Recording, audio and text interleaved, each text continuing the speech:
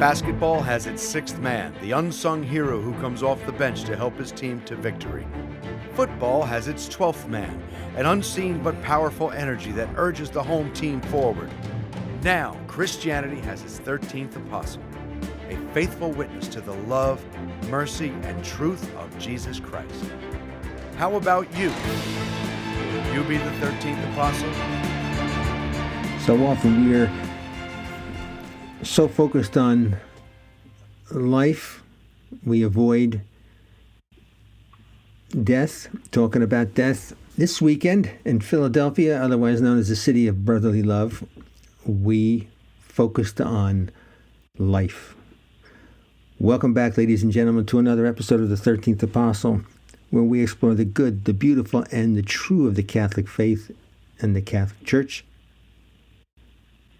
And my partner here, Dan Duddy. Hey, Tom. Hello, everyone. We had a good Saturday. Yeah, it was great. In Philadelphia. So you just said it was great. You're the great man, so why was it great? Because I was with you, Tom. Oh, I was with you. I'm going to start calling you the governor because you're so smooth from a political standpoint. You always know what to say. It's just a good... Why can't you accept that? I do accept that. I meant it. I know you mean it.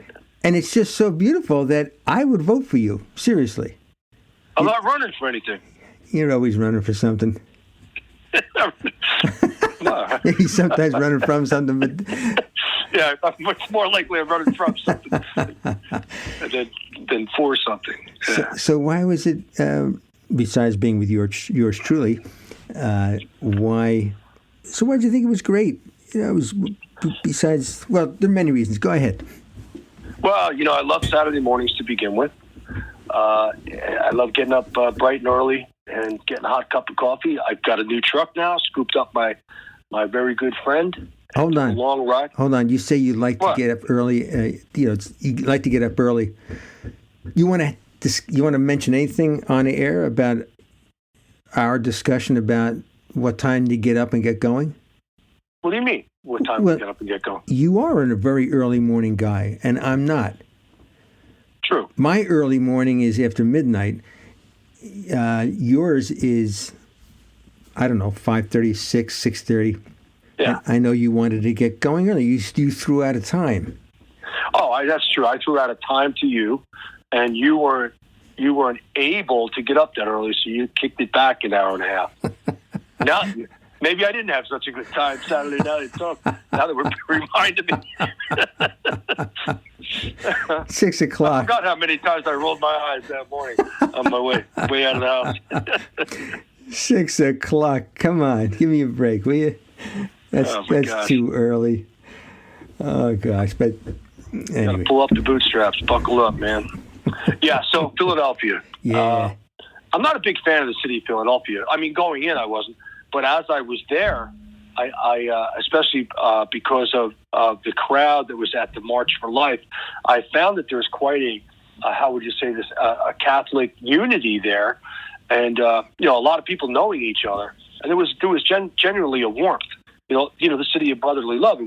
I could feel that, but there's also something about Philadelphia, whether it's COVID or 20 years ago, going back to W.C. Fields. I think he said, "I went to Philadelphia the other day. It was closed." Philadelphia always seems like it's closed. Yeah. I know. Well, the area we were in was, a big part of that was a tourist area. And sadly, tourism is down quite a bit. I guess most places, if not everywhere, certainly appeared that way on a beautiful, albeit cold, Saturday. It was a bright, sunny day, as you said. But the streets did seem empty except for our group. Yeah. And I don't want to guess at how many people were in the group, but I think I could count the number of people I saw on the streets. Yeah, on that's true. Both hands, except for the people that were tossing vile language at us. They were waiting to get in this there were a couple lines for tourist places. I think the Constitution Center or the Liberty Bell, Liberty Center, where the Liberty Bell is, and that was a line. But there was one other line as well where there were some pretty vocal objectors to our presence and the placards that people in our group were holding up. Mm-hmm. Mm-hmm. Yeah. I did say to you, that's the pro-choice group seems to be very, very hostile. Yeah, that's true. But I think we're experiencing hatred there. And one of our priests that had the megaphone that was escorting us made it clear to us that I think it was one of the speakers at the rally at the end, said, you can never beat hatred with hatred. Only love can beat hatred. But truly, I hear what you're saying. Those that are opposed to it, Tom, opposed to life, express a venom. They express hatred, and you don't see that coming out of the pro-life crowd at all. So there's, I think they're very possibly, and I'm sure it is true, there is a feeling of guilt in the crowd, and we need to pray for those, those post-abortive women and men, that are probably having a real difficult time with some of the things they've done in the past, or they've allowed it to happen with friends and so on, or or they let their political views get in the way, and they're stubborn to it, and they won't shake the obvious truth that there's life in the womb. And man, do they need our prayers? It was a powerful day, and then the march ended up in front of an abortion mill, which I thought was really, really powerful as well. And we found at the rally also some great speakers. Kathy Barnett, for example, a black woman who ran for Congress in one of the districts in Pennsylvania and just barely lost. A pro-life black woman who wrote a book, Nothing to Lose, Everything to Gain. Being Black and Conservative in America is the name of her book. Wasn't she powerful, Tom? Very powerful. I was very moved by her very moving talk about a very, very rough beginning. Yeah, beginning. I mean, she's the child of a rape, right? Child of a rape. Her mother was raped at 11 years old. 11 years old. Oh. 11 years old. Her mother was raped at 11 years old by a 21-year-old man. Her mother was 12 years old when she gave birth to Kathy Barnett, due to Kathy's grandmother, who told the 12-year-old, we are going to have this baby and we are going to make this work. And I ask our audience to really, look at the YouTubes on Kathy Barnett. If it doesn't make you cry, I don't know what will. But, she was exclaiming on that microphone in tears, I am not just a pile of cells. I am here. I am alive. I've got I think she said she's got her PhD. She's now taking care of her own mother. She said, I had a purpose, and it was to come here and be the woman that I am and to stand up for life. She was just so powerful. And what a witness to, the whole pro-choice package. Talk to Kathy Barnett, I dare you. Because she's, I am not a pile of cells. I am life, Exactly. It was, yeah. Very, very touching. Our buddy Mark Houck was there from the King's Men, and there was a doctor that stood up. I think his family's OBGYN announced that Mark had what Mark likes to call a save at an abortion mill on Wednesday, where the escorts had quit 15 minutes before closing time of the abortion mill, and a young couple went up to the abortion mill and put their hand on the door knob, and Mark said, please let me talk to you, and talked all about life in the womb and the blood of Christ in there, waiting to get on his or her own 2 feet, and the couple turned away to have the baby, to have the child. We hope, but they left. So that was another inspiring story. Yes, it was. A save, it's a great way to put it. Yeah. Of course, we have to discuss more than one aspect, perhaps more than our aspect of this, and why the need for a March for Life. why it happens. I mean, abortions have been happening perhaps from shortly after the beginning of human history, the start of human history. And we got to say that I don't know whether we could put it under the right to life group. We'll just call it the pro-life group. There certainly has been violence on the pro-life side, but of course the immediate counter to that would be, well, nothing compares with the violence that's done in the womb. There have been assassinations. I don't know whether to say plural, but I remember one doctor, it might have been in Kansas, I can't remember exactly, but where the doctor was murdered. He was an abortionist. I mean, that's not right. Obviously, you can't do an evil to get it good. No. It's love. Can you change their hearts with love? Which is what happened with Dr. Bernard Nathanson, probably the most prolific. I'm going to change that word because it's too close to pro-life if you look at it in writing. The doctor who perhaps had done the most abortions. Anyway, he had done an awful lot, and he was converted first away from that life, and then, even though at least an agnostic, if not an atheistic Jew or cultural Jew, he converted to the Catholic faith with the help of Father McCluskey, and now deceased Father McCluskey, recently deceased. So, but obviously he was filling a need, and anybody who does them is filling a need. You look at, I was doing some research associating poverty with childbirth and abortions and whatnot. And there's very compelling data about that. When they've done surveys on various groups, some of these are nationwide surveys on main reason for choosing abortion, and one figure is 73%. It's almost 3/4 of the women surveyed said a lack of affordability. That number rises goes up past 80% if the women are below the federal poverty level. And I know there was a lot of talk, and I saw it. I saw the headlines, not in your mainstream papers, of course, where in a period of nearly a decade of the first decade of the 2000s, there was not quite a 10% drop in abortions. And that was ballyhooed, as it should be. But then when you looked at the figures, actually, the abortion rate went up almost 20% for poor women. So it's, I know, like with the organization, the Catholic organization Birthright.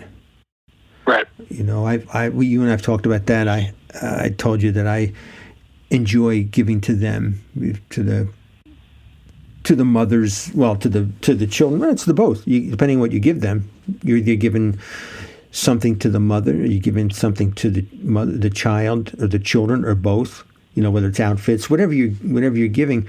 But that's that service. That's that charity. That helps. It helps people make the choice that we want them to make, and to refute the argument that you only care about up to the time right after the baby's born, and then you don't care about the children, or you don't care about the mother and the child. And organizations like Birthright are saying that, no, that's not true. Now, I don't know whether the number of abortions that have been done, I don't know whether the organizations like Birthright, maybe they don't even come close to meeting the needs. They probably don't come close to meeting the needs of these families. It's a great, I think you bring up a great point. I've personally come to know another organization called Open Door. I came to know them 2 weeks ago through the Catholic Athletes for Christ in our school. We're doing a fundraiser where we're going to raise money through our sports programs and supply Open Door with bottles and diapers and formula and all those things for newborn babies. What Open Door, from what I understand in my research, extends their support of the babies to a later age. They'll take the baby to support that baby up until they're 2 years old or so, which is beautiful. What a great place to send your money to, because so many mothers choose not to have their babies out of fear that they can't support the baby. But how many open doors and birthrights are there visibly? How many are there, first of all, and how visible are they? How exposed are they in the inner cities where our poor mothers to be live? I don't know that, but I do think it's a great pro-life center. As you just said, that is one of the main reasons why our pregnant women in our poor areas don't have their babies, just out of fear that they can't support them. And obviously the men are not there. The men are obviously culpable in this, and they're just not sticking around. So, yeah. Yeah, after contraception, and certainly after Roe v. Wade, there was actually significant, increases, because the technology behind those two items, I hate to call them, two factors, we'll call them two factors, led to a significant increase in out-of-wedlock birth, because the father would say, hey, listen, you should have been on the pill. You should have been on contraception. So this is your problem. And of course, you always have abortion. Now he's telling the mother, you always have abortion. So this is your problem. Yeah. So it becomes even more, the technology in a way has incentivized some very bad behavior, because we used to have the old tradition of the shotgun wedding. Yeah, absolutely. And what happens is abortion becomes contraception. Right. Yeah. Yeah. I think another problem in terms of incentivizing is, and certainly when the government gets involved, the federal government gets involved with dollars. So if they used to incentivize single parent households, because the more children the woman would have, the more money she would get from the federal government. That changed when they with the contract with America in the 90s, and with welfare to workfare. So it's like, if the government's going to give you a financial incentive, it's more likely going to bring about a behavior that's going to reinforce that, the continuing to get the goodies from the federal government.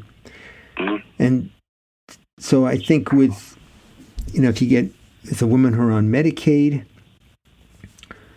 if Medicaid's going to be financed and abortion's going to be financed, so it's going to be free to the Medicaid patient, that having the money to be able to do it is going to incentivize that. So it's like, it reminded me of college costs.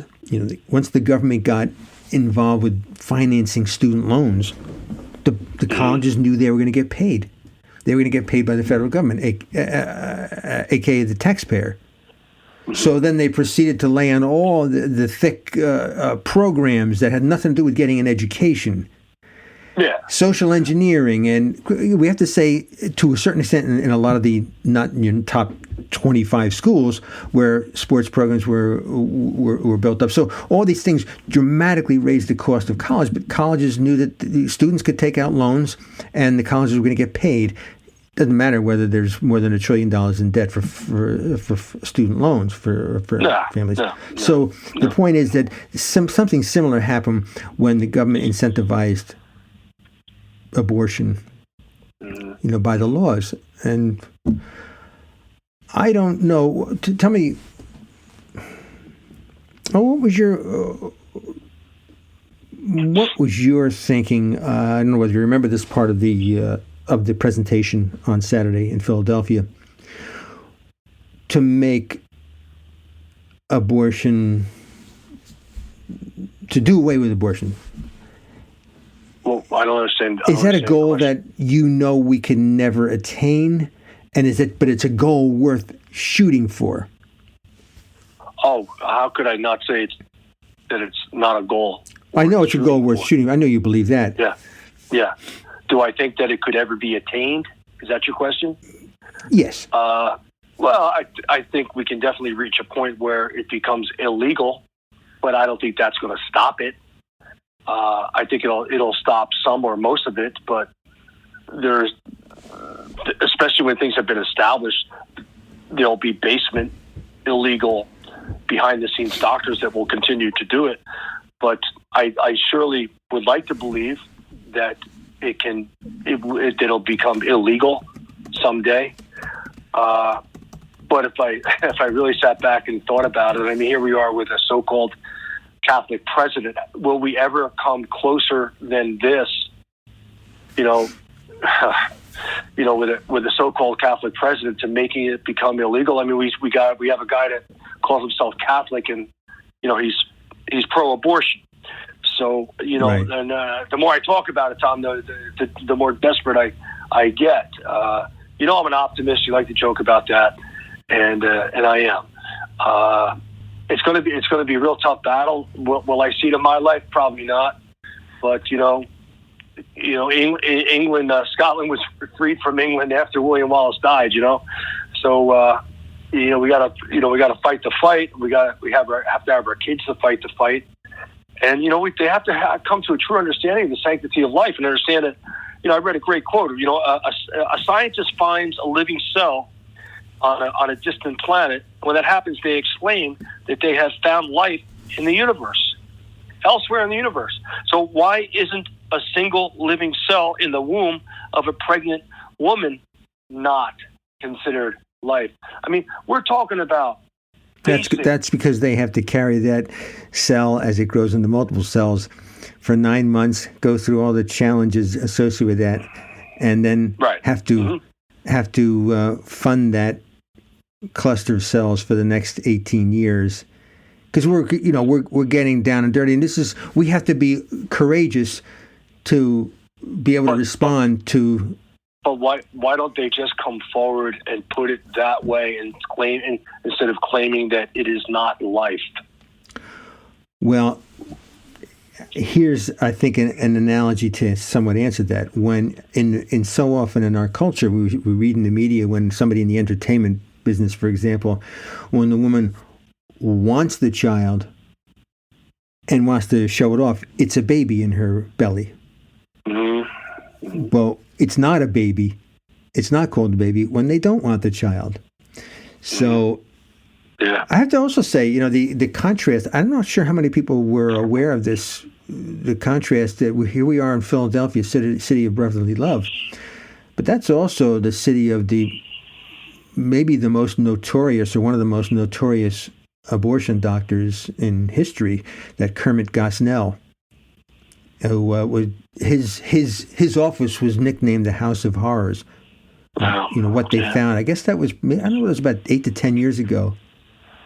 Just horrific. So, same place. We have the March for Life. It's like where you want to believe, and what should happen, which in any aspect of life, where there's darkness, the darker the darkness is, in terms of a bad or an evil, the more that needs the light. And then we'd have to say, okay, what's that light? Seriously, because whenever we talk about something that has to do with policy, where it's going to be a policy that the populace has to follow, that's where the rubber meets the road. And that's why you have people like Joe Biden who understand Catholicism differently than you and I do. Yeah. And, just a little bit of light removes darkness. Where there's the slightest bit of light in the darkness is gone. It's no longer considered darkness.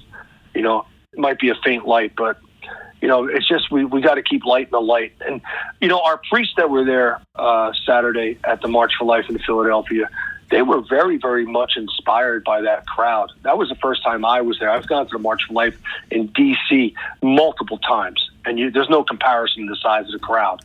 So in Philadelphia, for the first time, I was like, wow, this is a small crowd. But the priests were very, very encouraged by the size of that crowd. So evidently, years preceding this past Saturday, the crowds must have been considerably smaller. So that's good.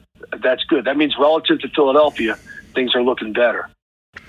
Yeah. That's an encouraging note to, as we get ready to wrap this up. I think that, and this was made clear on that day, that we, as Catholics, as Christians, and believing in Christ was all about, well, mostly about love. Again, we know flipping tables and whatnot. Sure. But we're called to love and to do what Father McCluskey did to Dr. Bernard Nathanson, to love him into conversion. Amen. No, we don't convert from the sword. Mm-hmm. All right, brother. What's coming up next? We got the Angelus following this, and then we move on to your prayer intentions with our good friend Peter and Jimmy. All right. Stay tuned, folks. Stay tuned at WQPHradio.org. Stay tuned. God bless you, buddy. God bless you, Tom. God bless you all. Thank you for listening to the 13th Apostle with Dan Duddy and Tom Caffrey. For more information on Dan, visit his website at www.danduddy.com or email dcduddy@gmail.com. Tom's website is faithpilgrims.com or email trcaffrey@faithpilgrims.com. How about you? Will you be the 13th Apostle?